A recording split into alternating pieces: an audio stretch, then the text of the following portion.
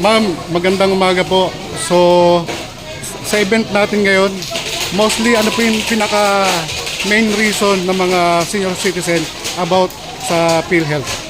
So mostly po yung mga na-encounter natin sa mga senior po, hindi updated yung PhilHealth registration nila.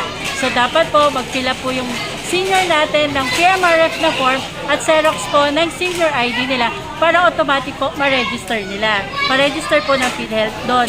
Or yung mga samahan po ng mga senior or through OSCA, pwede niyang pa-fill-upin yung mga members niya, yung mga bagong members niya ng PMRF na form at Xerox po ng senior ID at isubmit po kay PhilHealth kahit saang branch po ng PhilHealth office para ma-update po yung kanilang PhilHealth benefits.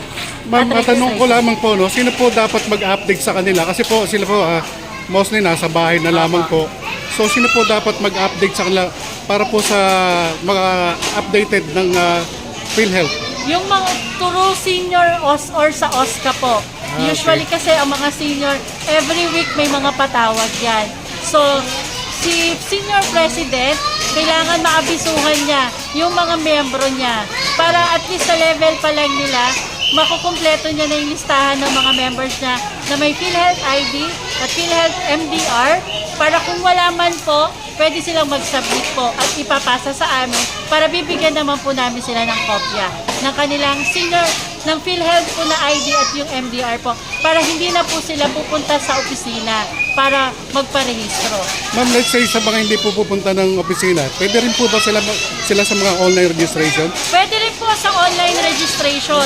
Yun nga lang po, antayin pa po nila yung acknowledgement ni PhilHealth. Yun nga lang din po, pag online registration, yung mismong kopya ng ID, hindi nila makukuha. So much better po talagang Mag-walk-in sila sa PhilHealth office or yung si OSCA po, pwede pong ipasa kay PhilHealth yung mga dokumento. In return, bibigyan po ng ID at MDR. ayun.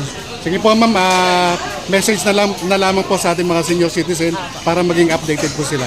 Okay. Sa mga senior citizen po natin, kung alam po ninyo na hindi updated ang PhilHealth ninyo, kayo na po yung kusang magsabi sa mga senior president ninyo.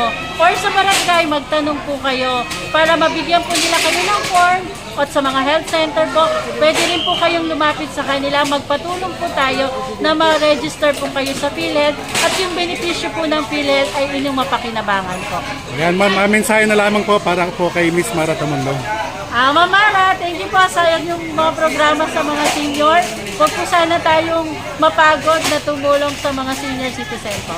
Maraming pong salamat. Ayan, maraming salamat po at mabuhay po kayo ma'am. Thank you so much.